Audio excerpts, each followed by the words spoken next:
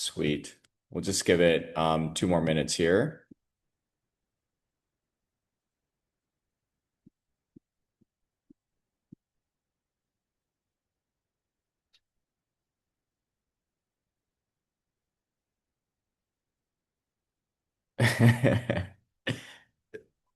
I think the weird thing about these webinars is that like I only see me and then whoever is a panelist.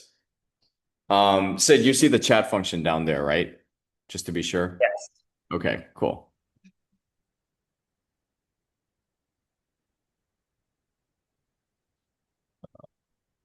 Give it 1 more minute. Thanks for joining us, everyone.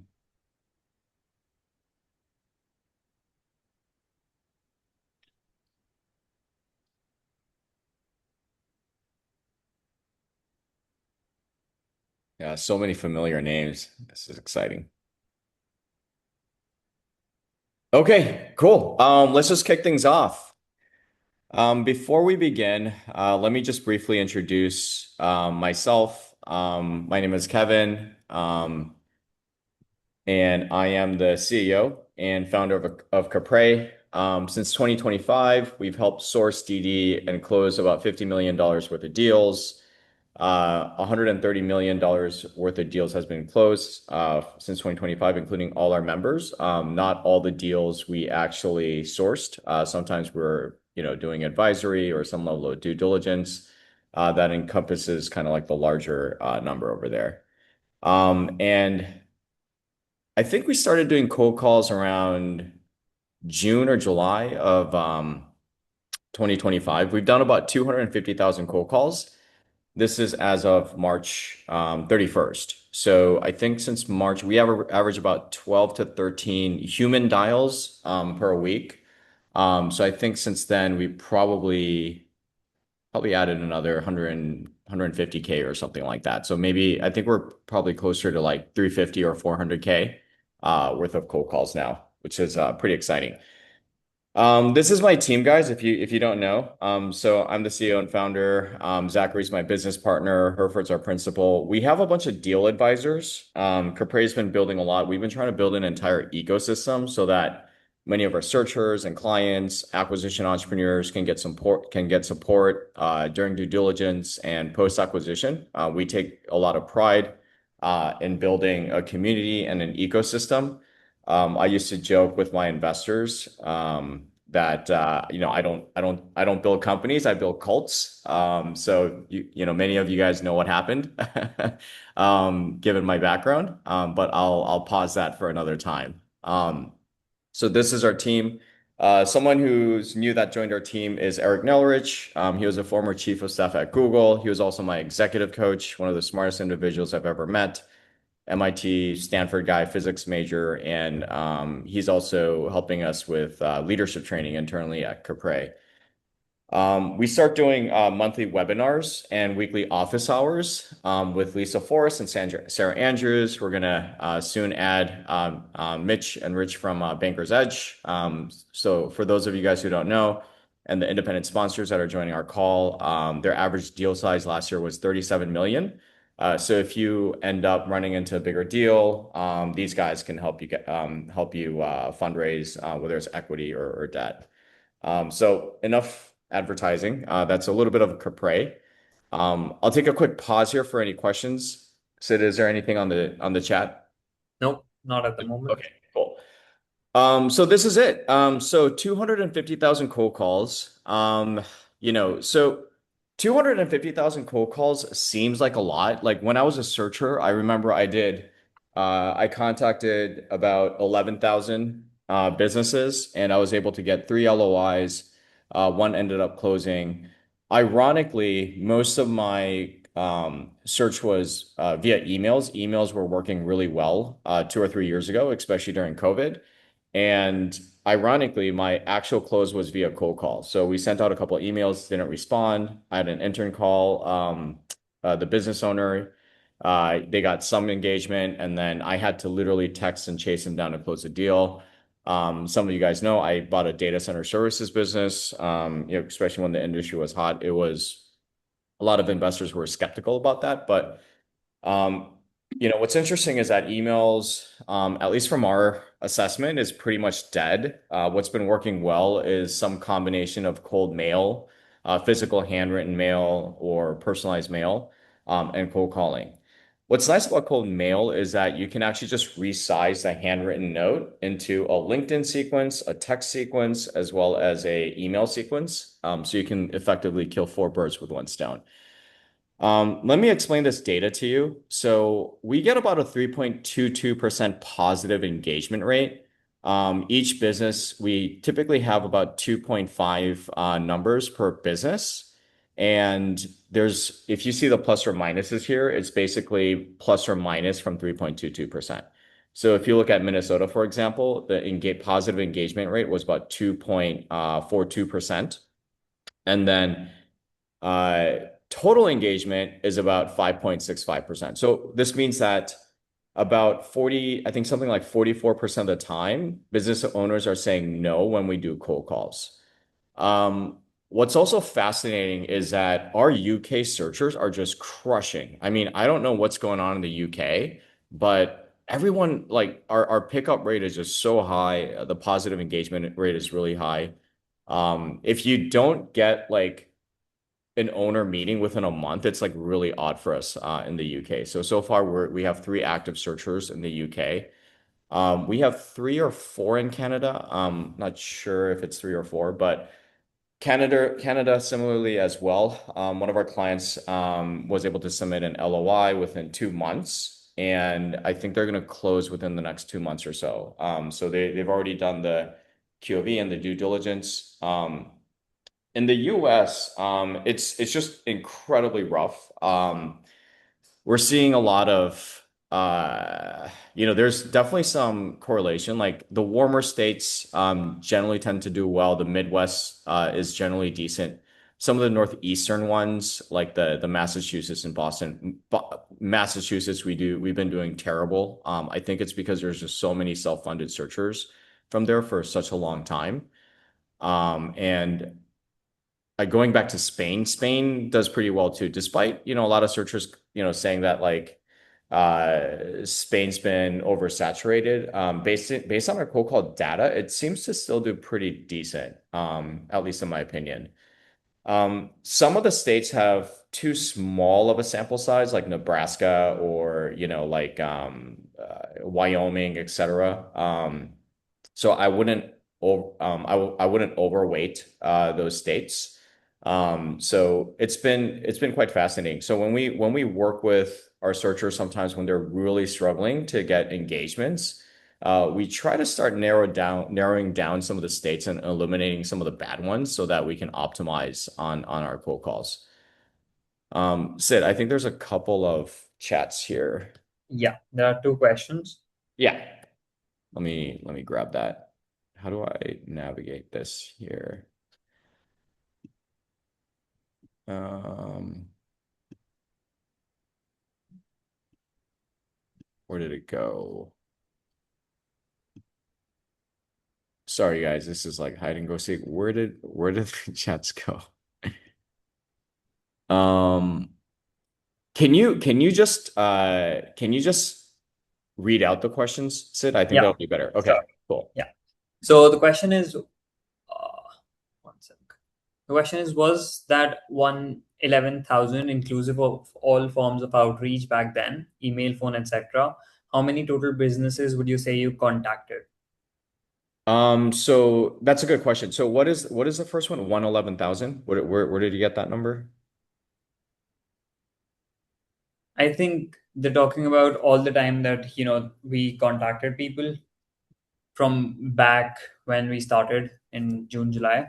Oh, I see. Oh, okay, cool. So this is only cold calls specifically. How many companies have we dialed? Let's do the math. So the average company probably gets about four dials, and then four dials is about about 10. So about 25,000 companies, roughly. That seems a little bit low. Probably, yeah, somewhere between like 30 to 40,000, I'm guessing, Sid. Hmm. I don't Okay. know. I might have to check the math on that one. Apologies for that. Yeah. Next question. Sorry. The searchers who you are working with, are they coming to you with a specific thesis or something generalist? No, so the searchers generally, so there's like two types of searchers. So sometimes like searchers in the beginning, they want us to go over the industry thesis and then ask us some opinions on, what's hot, what's not. And we help them outline that. And then my thinking process is always like start wider and then start specifying and figure out what you like, what you don't like. But we definitely help with the thesis. The other types of searchers are, or customers that we have are like business brokers, PE firms, or acquisition entrepreneurs, like searchers who've had multiple acquisitions. They typically have a very direct thesis and they know what they want immediately. So we have two groups, people who have never bought and then where we help out, and then another group that has been in the game, whether you're a PE firm, independent sponsor, or business broker. Next question. Hmm. So there's a follow-up question on the 11,000 number that we were talking about. Where So where where's the 11,000? Where is that? Yeah. Go ahead, Sid. this person is talking personally about your search, not. Oh, my bad. Yeah. So out of the 11,000, I would say only about 10,000 was emails. So it's very unfortunate how hard search has become, and it's become so popular. And you have lower middle market PE guys coming downstream. Obviously, you guys all know that. And then you have the Cody Sanchez warriors, the Alex Hormizzi warriors that like watch a YouTube and think like, I'm gonna buy a business. I mean, I'm currently in Vietnam, but when I'm in the US, I probably get pulled aside once or twice a month if people hear me out loud at a coffee shop and they're like, "Psst, psst, hey dude, I want to buy like a bunch of donut shops in Koreatown. Like, are you the guy that can help me with that?" Imagine just 3 million people out there, or whatever amount of hundreds of thousands of people just sending a few emails here and there. So there's definitely seller fatigue, but when I was doing searching, I would send out about 500 to 750 emails. And it wasn't even a lot of customizations, but that would guarantee me almost 20 to 25 meetings per week. I didn't start doing cold calls until I really liked the data center services industry because it was very, very competitive. And the only way I can get a data center services industry and data erasure at that time was growing about at a 27% CAGR. It was phenomenal business that I was able to acquire. The only way I could get those guys was trade shows and cold calling.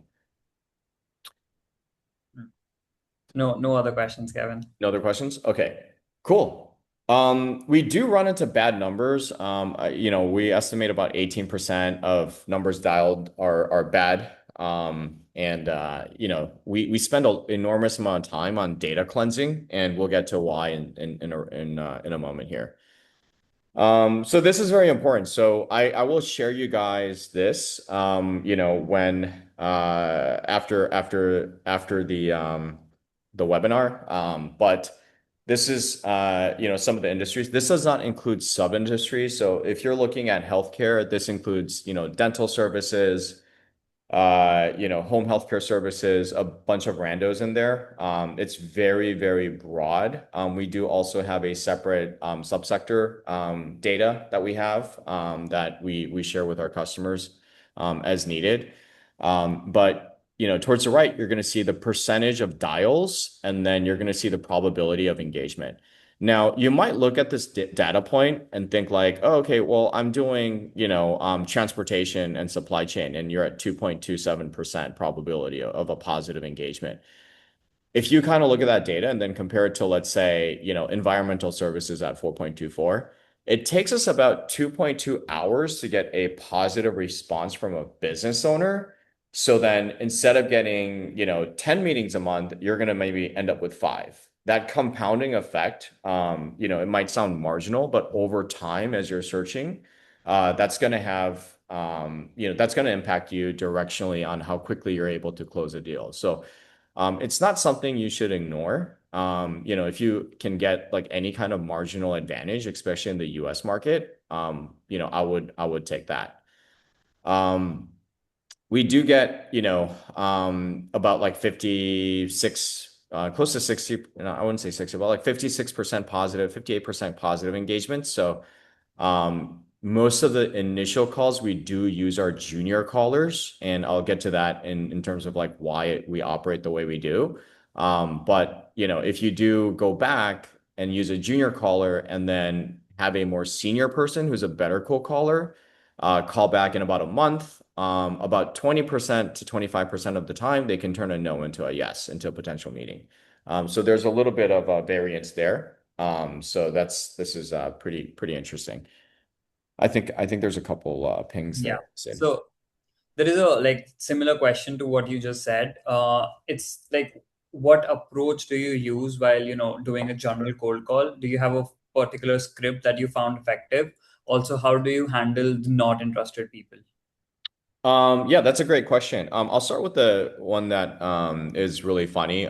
So if someone's not interested, I mean, anyone can probably think in their head right now, like if someone's doing, I mean, do you remember the last person or a company that cold called you that you accidentally picked up? For the life of me, I cannot.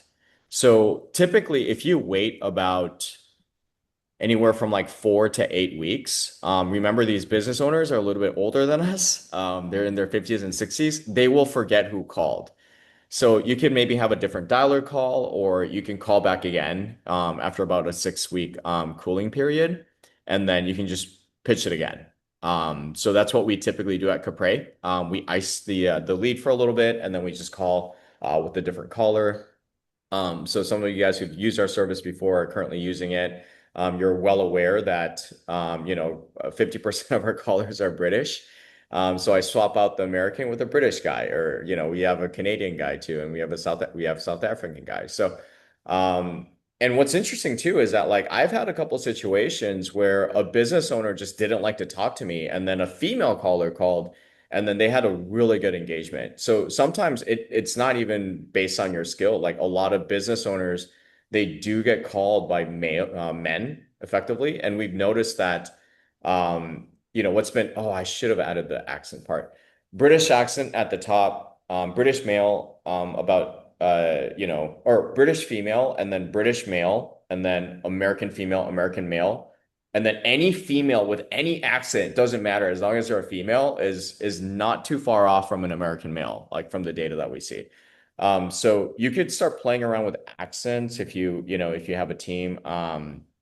If it's a male, but like from the India or the Philippines, it is a little bit tougher, but having a female from that region, it doesn't really impact your the engagement rate too much.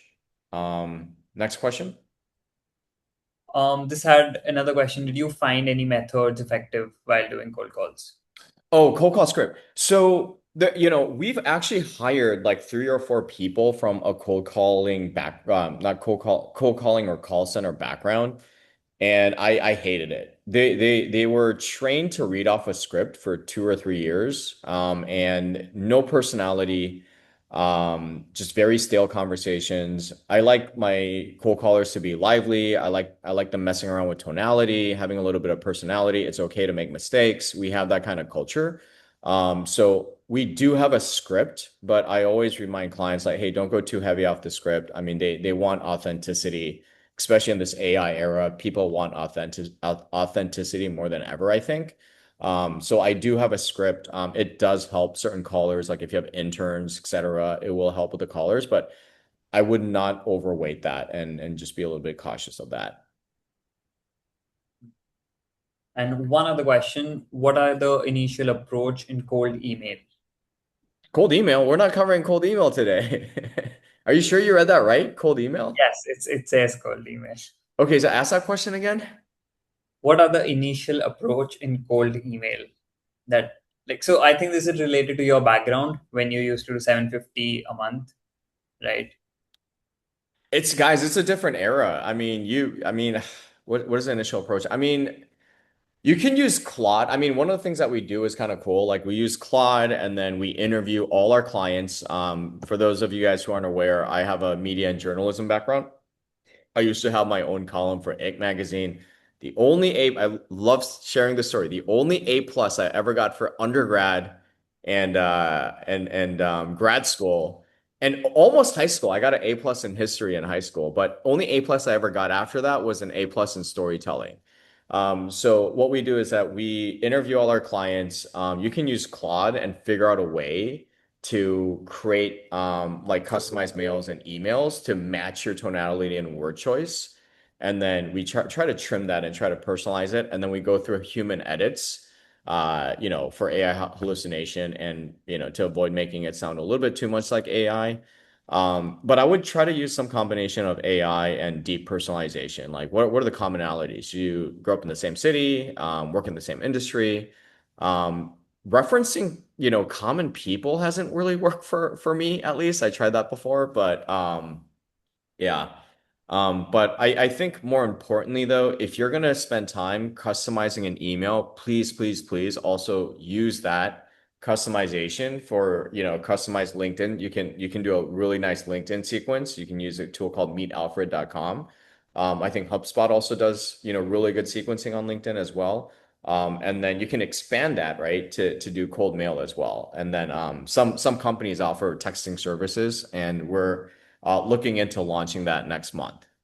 So that would be very interesting. So yeah, you could kill 4 or 5 birds with one stone. So you're going to get 2%, 2%, 2%, 2%. And then if you layer this on with like cold calling, where you kind of attach a voice along with like a written form letter, it's going to be the sum of its parts are going to be greater than the whole. So it's like, 2%, 2%, 2% is not going to be like 8%, or you'll probably end up at 11% engagement holistically. All right.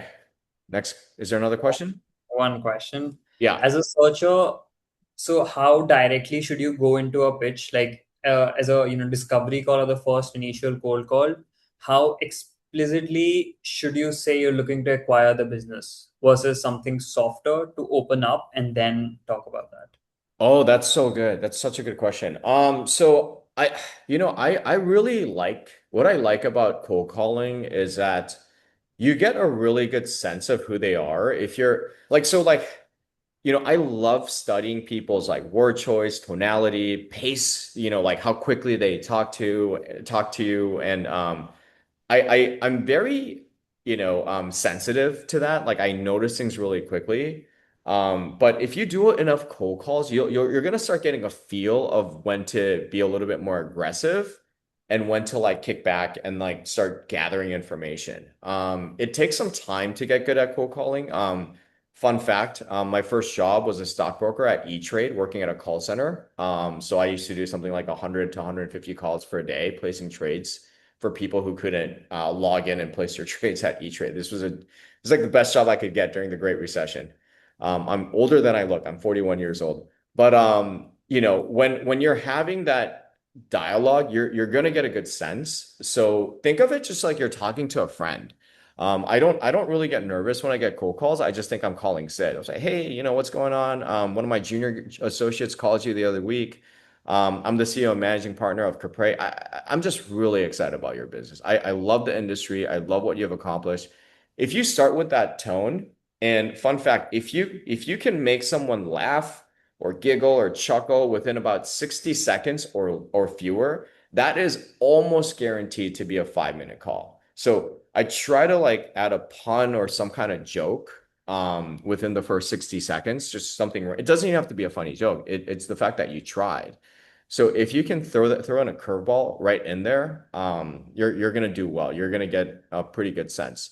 Now, when we first launched, a lot of our clients were like, "Well, why aren't they booking the first meeting? Well, I want them to book on my calendar all the time." So we tried to book on the very first call within the first 2 minutes. So our average first call is only about 2 minutes, and that's what we call a level one call. Um, our level two calls are about 5 minutes after we send information via email. And our level two callers, and we'll get to that in a little bit, are trained to deal structure, ask their magic number, like, are you okay with seller note? Are you okay with, equity roll? Like they're able to structure deals. It's only 10% of our callers are level two trained.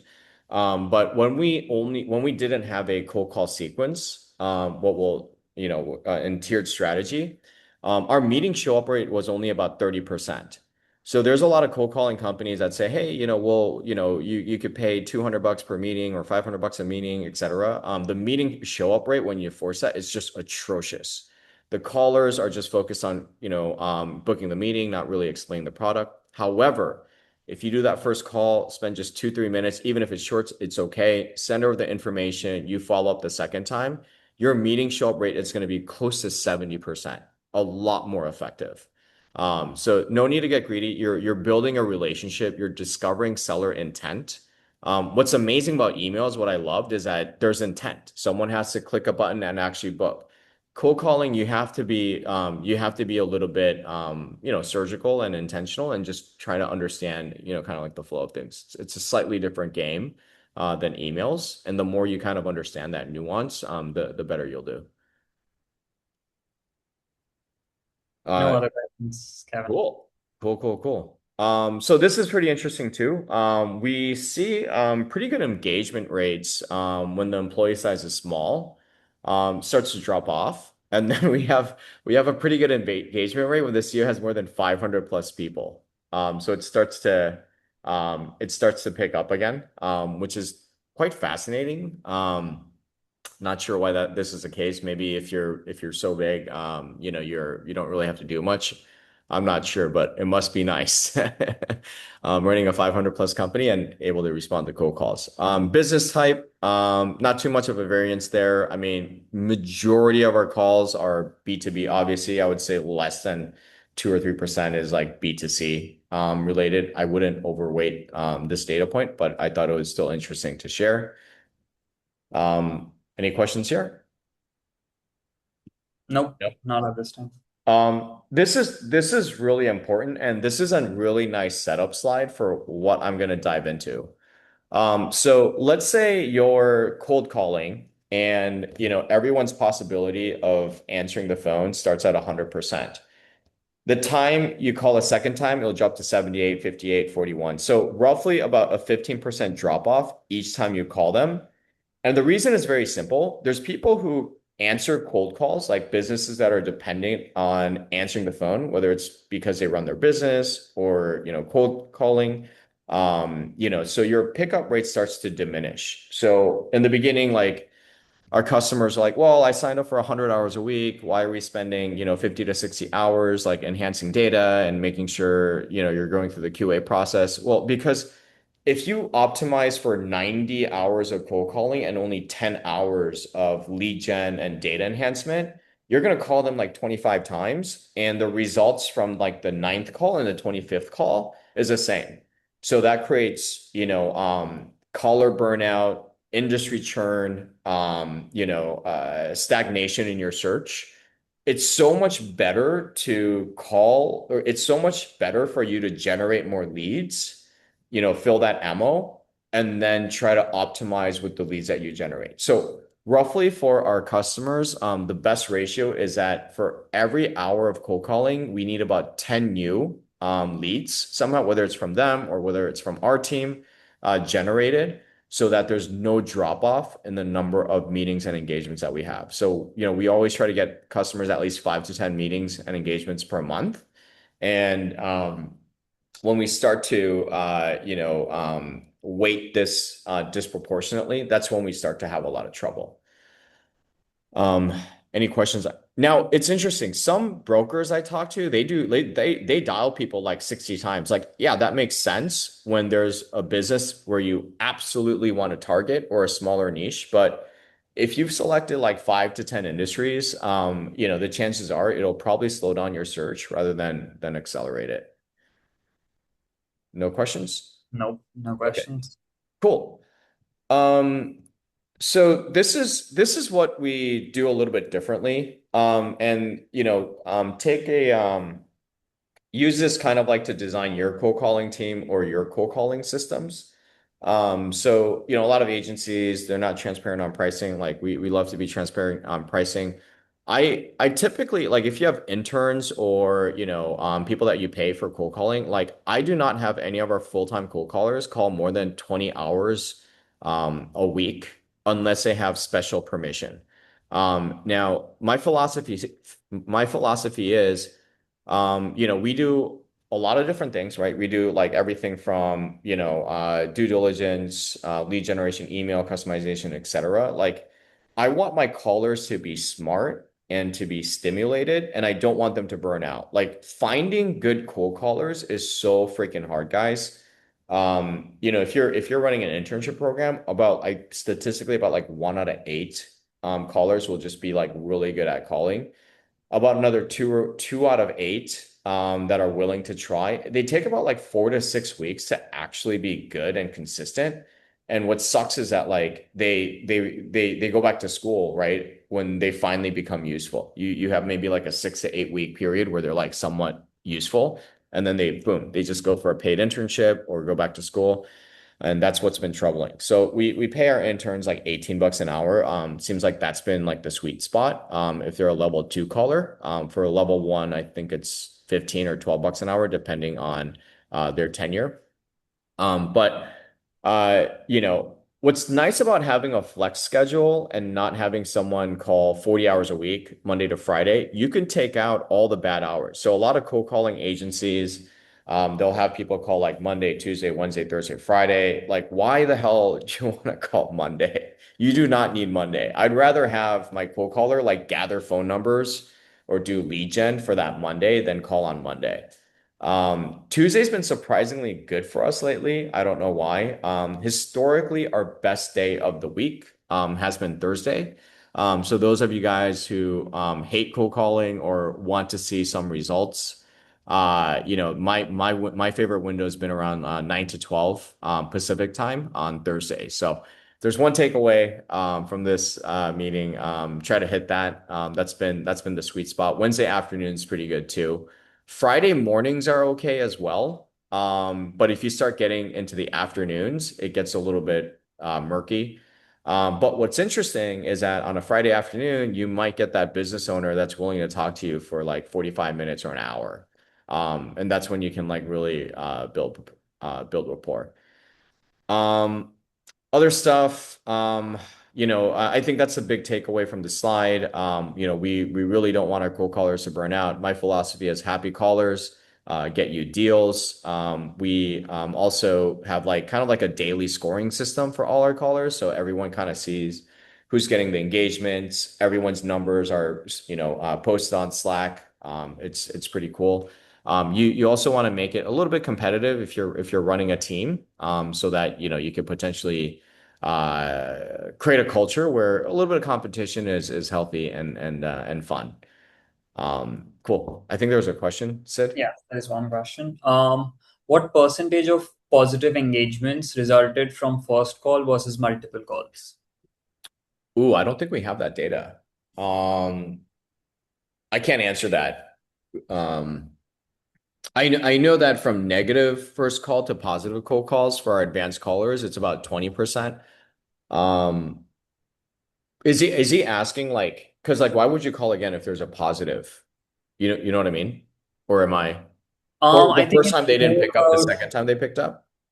yes, it's about like if you do the first call, then how many people picked up. But if you call them again the second time, like being the second caller on the same list, Oh, was there a shift in the yeah, percentage? it's about a 20% drop off in terms of, but we haven't separate the positive versus negative per each style. I think that's what he's asking.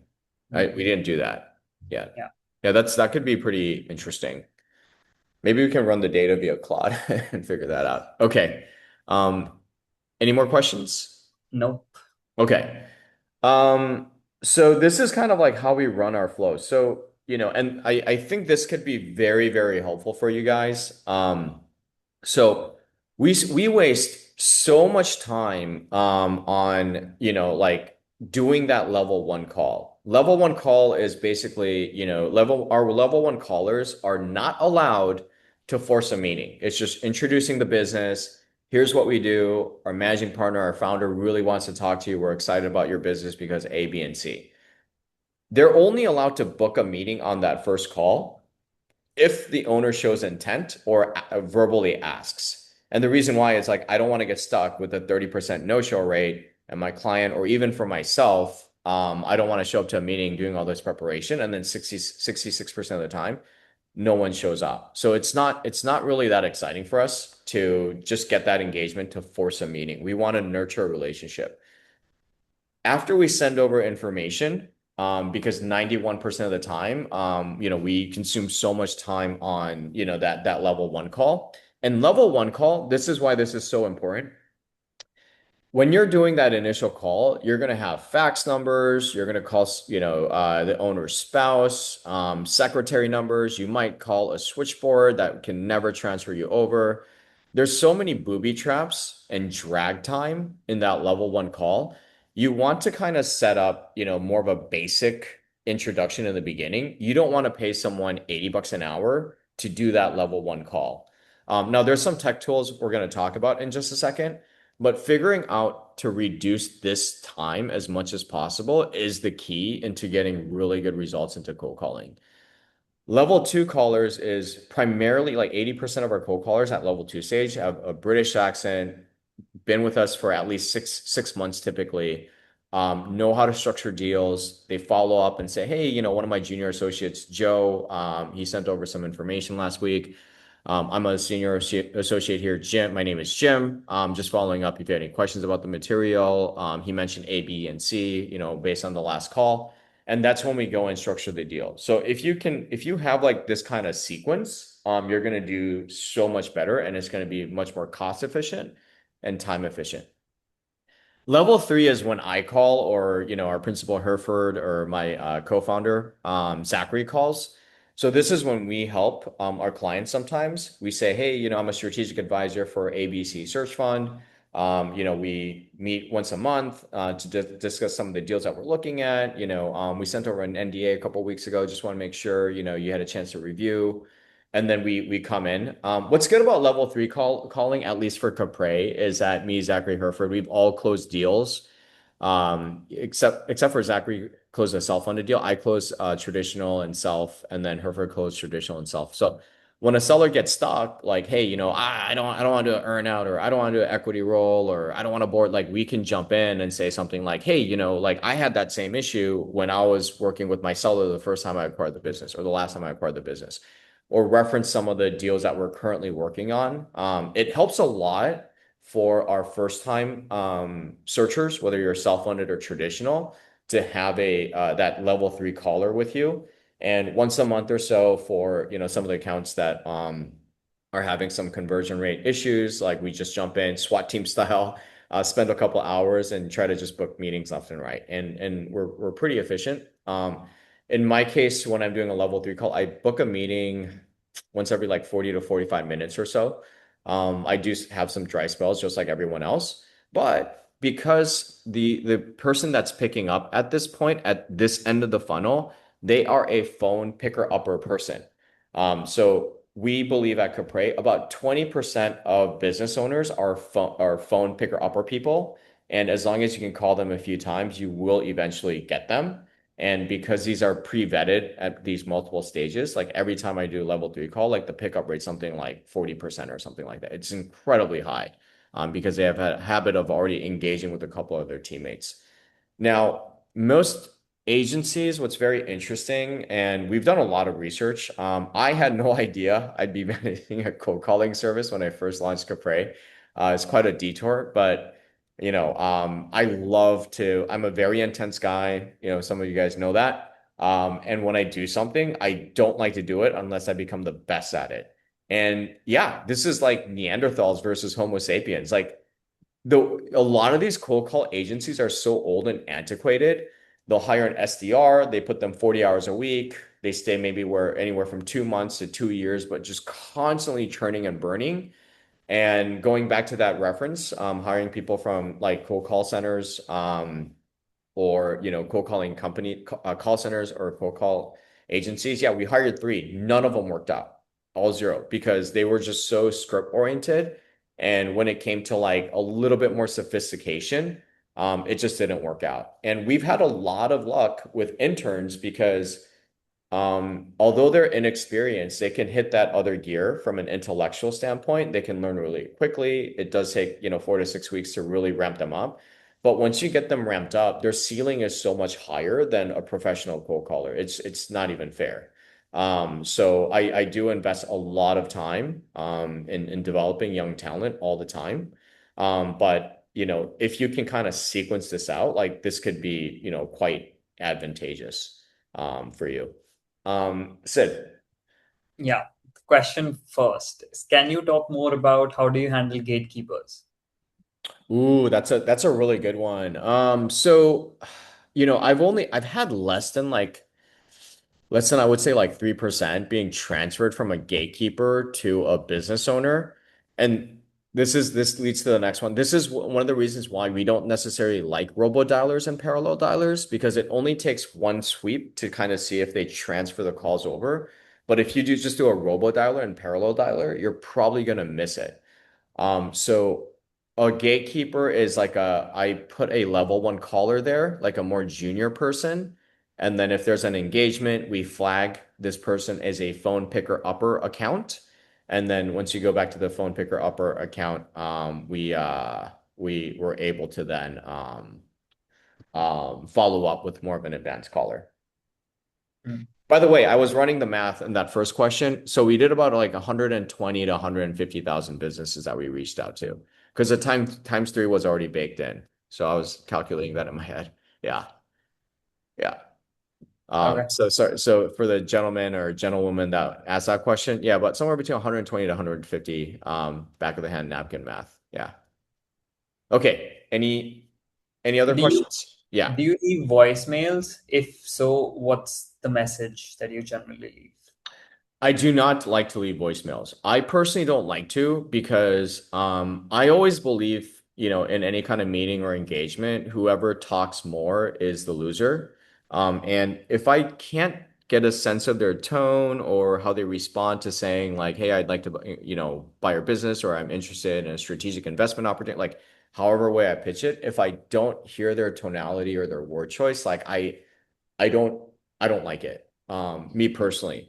Now there has been some clients that, push for that. I don't see a huge lift in leaving voicemails.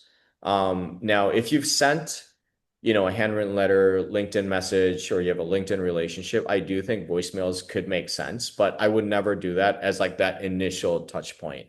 If you had if you sent an email and the owner flaked out on a meeting, or if you sent an email and you can track that he actually opened it, then I think voicemail is suitable starting from that point. But your job is to, like at Capre, I always say, leadership is readership. You always want to read, the opposite side's hand more than you're giving away. And I don't want to do that first. And some of you guys who went to business school, like, you probably you've taken a negotiations class, like, they talk about anchoring. So you always want the other person to anchor first, right? When you're trying to negotiate that, like I think they call it ZOPA, zone of possible agreement, right? So I personally, I probably lean towards I don't recommend on the first recommendation to I personally don't like it. Yeah. Next question is, can you talk more about the most common ways to turn a no response to a yes? Like Oh man, that's a good one too. Huh? what's the most common seller concern when they're saying no? Yeah, so I'll give you an example. So I think one of the things that people make, not just in search, but in sales, and guys, I did a lot of things in my past. So I used to get paid like about 500 bucks an hour to do corporate sales. Like this was 10 years ago. And one of the most common mistakes is that when someone says no, they immediately start to become defensive. So let's say Sid cold called me. Sid wants to buy my business. And then I say something like, I don't know if you should be buying my business. Like, how old are you? You sound like a kid. And I've seen this in real time because sometimes our clients will do cold calls in front of me so I can coach them. We do allow our clients to do join our cold call jam sessions, and then Herford and I can, we help train them. Literally, this happened about like a month and a half ago. The searcher goes like, I went to Chicago MBA. I did consulting at McKinsey, and I managed a team of like 500 people. You don't have to fucking do that. Like, never ever do that. So, an easy way of thinking about this is like dating, right? Like, if I'm talking to a girl and the girl says, like, I don't want to date you, I wouldn't say, like, I make this much money. I went to Chicago booth and like, I'm so talented at X, Y, and Z. I would never effing say that. She'd probably think I'm a loser, right? So the same rules apply. Never ever become defensive. The quickest way to diffuse that is just ask them, why do you think that? Why do you think experience matters? Like, oh, I'd like to learn more. So you want to diffuse that and put them in a situation where, tonality changes, right? So one of the things about negotiations and sales, et cetera, it's not really winning sales. It's really controlling the framework. It's just like sports, whether it's soccer, football, or, the greatest armies in history, whoever controls the battlefield, whoever really controls the chessboard is the person that's going to win the chess game. It's really that simple. So you just framework shift out of that situation by reframing the question a different way. And then now that person has to justify himself on why he said that, right? And then you're kind of bringing that person to your side. That's a really easy jujitsu move. It does not come naturally. The more successful you are, your knee-jerk reaction is to say, "No, I'm smart. I've been successful. I went to Harvard." Like, why wouldn't you say, why would you say no to me? Take a step back and just ask them, like, why do you think that? I'm just curious myself. Like, just ask it and like if you want to take a more advanced approach, mess around with your tonality. Take a pause. You could use an upward tonation. Why do you think that? Just changing your tonality literally changes the whole framing of the conversation. So, I know some people have a very flat tone no matter what, but just reframing that whole conversation psychologically changes the trajectory of the call. Next question. Yeah. No other questions. No other questions? Oh, okay. Sweet. So one of the things too that's very interesting, and this is kind of what we found out by default, is, if you're calling by yourself, the kind of like the mental imagery is like, "Hi, Tom, I'm John. I'm a managing partner of XYZ fund. I'm reaching out because," versus that initial call. "Hey, Tom, I'm Jim. I'm a junior associate at XYZ Fund. I'm reaching out on behalf of John." That setup is very different. Sorry about this, guys. The commentary is wrong here.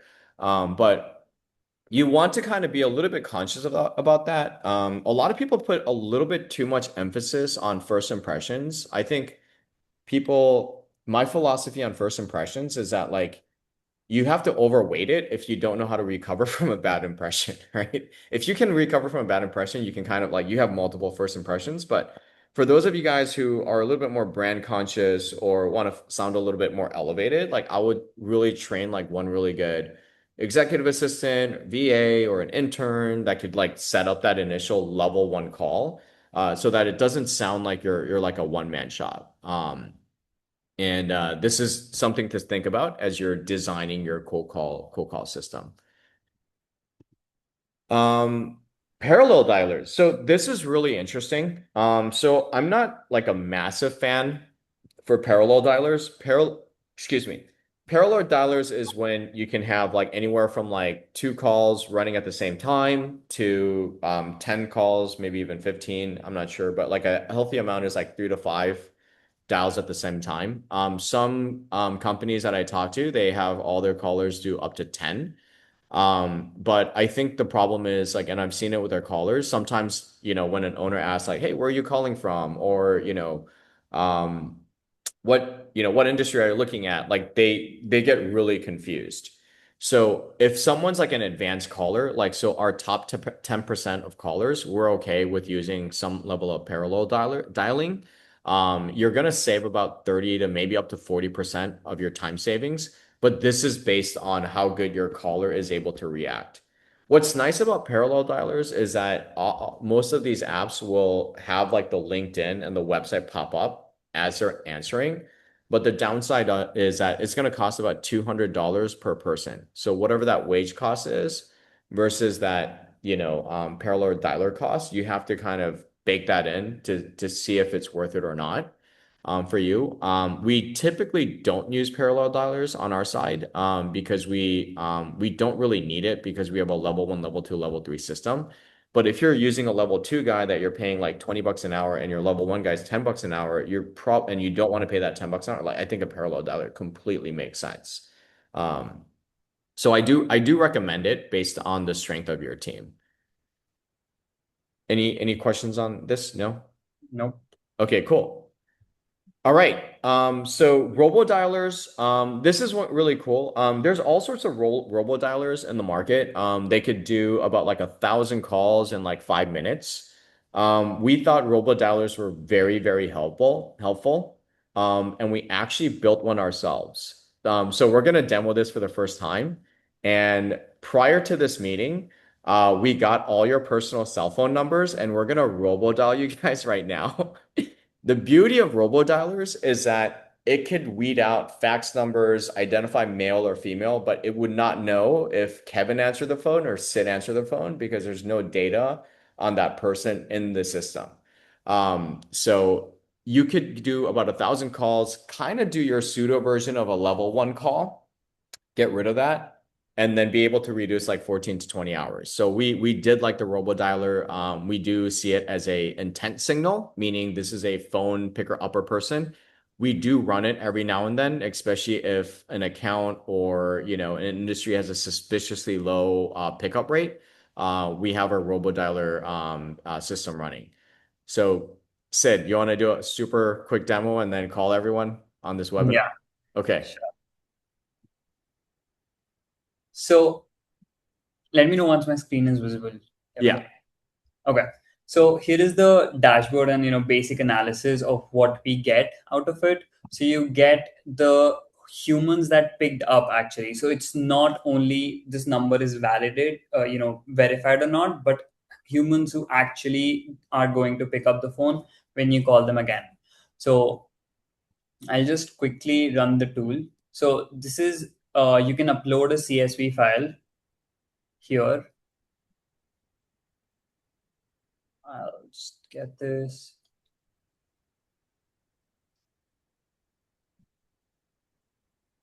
And then once you upload the file, you can select the sheet, select the row that you want to call from. And then once you confirm the columns, you select the column that has the actual number in it. You just start the run. Once you've started the run, it will start calling all the numbers, Oh, as you can good. see. Got a call. Yeah, I'm also getting It a call. worked. Yeah. Dude, you gotta switch numbers. Spam risk. Oh, that's another topic we gotta talk about. Did everyone Mhm. get a call? Can we get a thumbs up or round of applause for Sid? Yeah. I'm also He got a getting a call. call. Oh, not Yeah. everyone's getting call. No, everybody's getting called. So as you can see, Okay. we have processed approximately 13, Yep. and then 20 calls are happening right now as we speak. So with all the calls, if you answer the call, it will, just listen to what you're saying for the first 2 seconds. So if you say hello or anything in that matter, then it will take it as you are a human. And if it's a dead number, it will just automatically cut the call. If it hits your voicemail, it will also identify whether the voicemail is yours or not. So in your voicemail, I would usually say, "Hey, I'm Sid. I'm busy at the moment. I'll call you back later." So it will take that name Sid, and then since we have that data already, we're not showing it here, but we have a list of the first name as well as the phone number. So it will match that from the list, and if it's the same name that came up, then it will identify that this is the owner's VM. So that it can also do. So now as you can see that it has identified this is a human, and then we have a confidence that says 98%. You can listen to the recordings, you can see the transcripts as well. And yeah, you get a whole report like this. We have processed the 47 numbers in 1 minute and 30 seconds. So that's how it runs. Tested live for the first time, June 11th. Okay. Thank you so much for that, Sid. So going back, so RoboDialer, I am very bullish on RoboDialers. I'm not so bullish on parallel dialers. So if you want to, figure out a way to save time and don't outsource cold calling, use the robodialer as a replacement to eliminate 91% of your time here so you can figure out a way to get to level two calls as quickly as possible. It is so time consuming at that first stage. And this is where all the burnout happens, where people quit and, callers get frustrated. You want to try to get to level two calls as early as possible. I have a question here. Do you think the typical B2B? No, like, so you should, so this is, I don't know why companies do this. And this is it goes back to like my theory on companies, that are still around. Like you guys have to remember, right? Like most of the way a company or a school even was designed was like pre-internet, right? Information asymmetry, politics, siloed, communication channels, very hierarchical. Like that era should have been gone like 30 years ago. And I think this is kind of like a legacy sales approach. I mean, like I read all the books, right? Like Challenger Sales, what's how can I can't think of names right now? Challenger Sales is a good one actually.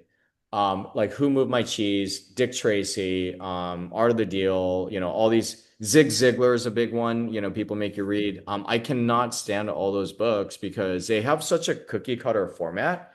And it's like asking a girl, right? Always use a dating analogy. You would never ask a girl like, "Is this a good time to talk to you? Is this a good time to ask you on a date?" You're gonna sound ridiculous. It's ridiculous. So I know a lot of callers when we first train them, they by default say, "Hey, is now a good time?" You don't do that. You just jump right into it. You just say something like, "Hey, we're very interested. We're very very motivated," and then you ask them a question like when's the last time you actually thought about selling your business? Or, have you ever thought about taking on, strategic investment partner? Like we ask a question that takes them and reframes the whole conversation to move them out thinking that, they're having a real dialogue, not thinking it's a cold call. You don't want to reinforce the fact that they're inside a cold call. Like you don't want to do that. Would love to just circle back to the initial cold call messaging that works well when your searchers do it themselves.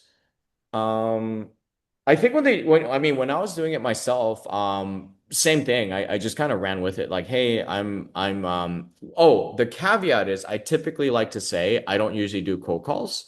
So I don't sound like it's just me. So when I was doing cold calls, for myself, it was like, hey, I'm Kevin. I'm the managing partner of Founder Legacy Partners. That was my search fund name. I typically don't do cold calls, but was, just curious. We sent out a couple of emails and, have you thought about exiting your business at any point?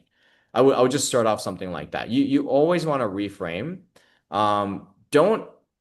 Don't be enamored by like some of these sales books that are out there and cold call script. They're so old, guys. They're just so effing old. Like I can write a whole book on why some of these sales methods are just so bad.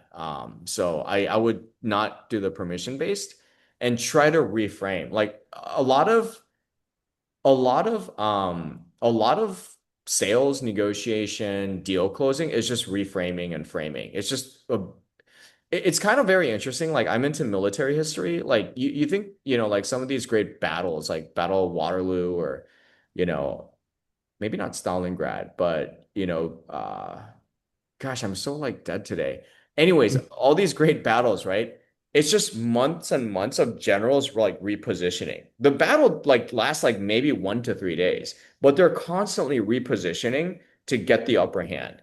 So if you taking that analogy, if you just understand where to reframe, where the odds are most favorable, you're gonna win. It's just kind of exactly what I'm doing, talking about search funds, talking about corporate governance terminations. Like I know I can win that battle 99 times out of 100. Like it's just so simple. It's just reframing. So if you could understand how not to, I don't know, it might be my Asian background. I'm very more of like a Go player than a chess player, but it's taking a little bit more of a circuitous approach. You're trying to figure out how to control the battleground rather than being so direct and asking for permission. Sorry, I get philosophical when I talk. Okay, so that was a robo dialer. It's a really really cool product. And oh, one more question. Okay. No, I think there are no more questions. Oh, no more questions? Okay. So this is very, very interesting. What we're noticing is that a couple things here. Like we're having a significant amount of success with, you know, um, customers who've closed before. So I would say about like 35% of our customer base now are, strategics or searchers who have closed or doing add-ons, etc. And I think one of the things that was like really revealing for me is that like, we do, cold calling for a couple PE groups and we have a customer. He's about like 70 years old. He looks older than 70 to me. And he does all his level two calls. He does not let us do level one calls. Like he's 70 years old. He grew a company from 500K, did an insurance roll up starting in the 90s, exited like 5 years ago, got it to about 70 million in revenue. And my theory now is that like you could be the best level one or level two caller, but nothing beats a business owner talking to the person that writes the check or like the founder themselves. I'm almost convinced of that. I just need a couple more data points to really make a more bolder statement. But if someone were to try to buy Capre today, like I want to talk to not the junior associate, no matter how elegant of a speaker he is. I want to talk to the guy that's kind of like a founder like me or the CEO or the guy that writes the check. And I think that's a huge advantage that I think a lot of searchers, independent sponsors, et cetera, like don't really understand. Like you want to kind of be that person. You just need a good excuse to kind of segue that to make that second call. So this is just kind of like one of the case studies. One of our early customers, they closed a $20 million deal. They did all their level two calls. In fact, they got so into the Capre program, they did not even let us do email follow-up. So typically we're a white label product. We do the initial call, we hand it off. They're like, dude, after you cold call them, we're just going to cold call them within 24 hours. We also do see a significant engagement rate if you are able to cold call and call back in about 24 to 48 hours. So that's kind of like one of the things that are working really well with our clients. Okay, cool. Sorry, shameless plug here. For those of you guys who do want to check out the webinar or the cold call sniper, we are having a promo. We are the cheapest in the market. So those of you guys who've worked with me in the past, I'm trying to build the cheapest, fastest, best product, all three in one, actually. But you could do a ton of dials at first for that screening. We have a free promo code. We also have a free tool for you guys that we created. So just kind of like a engagement rate calculator. So you can pick your state and then you can pick the industry and just kind of get an idea on what your positive engagement rate will be. So I'll leave this in the chat for you guys. Um, cool. I think that's pretty much it. I'll stick around for any questions. How do I add this to the chat? Ooh, where's the chat? I don't see any chat. Ah, maybe I can answer. I'm gonna just put the Google Sheet here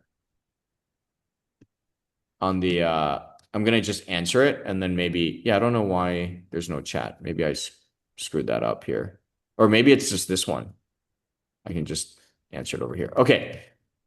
So how much prep do you do on each company owner refer? Oh, okay. So for me, I spend anywhere from 2 to 5 minutes because I'm a level three caller. But when I'm doing level one calls, I do about 2 minutes. This is another reason why I don't like the parallel dialer because you have to make at least a decent impression. And I want every seller to walk away and think like, oh, Kevin's a really interesting guy just to talk to. Like I like him. Like you're going for memorability. And I think a lot of cold calling companies or some folks that kind of train their cold call team, they put too much emphasis on number of dials. It's number of dials doesn't have that, sometimes could be a false indicator, right? You want to make sure that they show up to the meeting. So I spend about 2 minutes and I encourage all my callers to spend about 90 seconds to about 2 minutes per before you start dialing a company.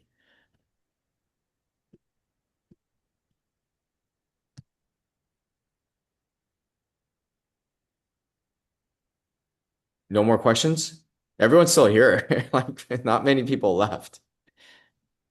Yeah.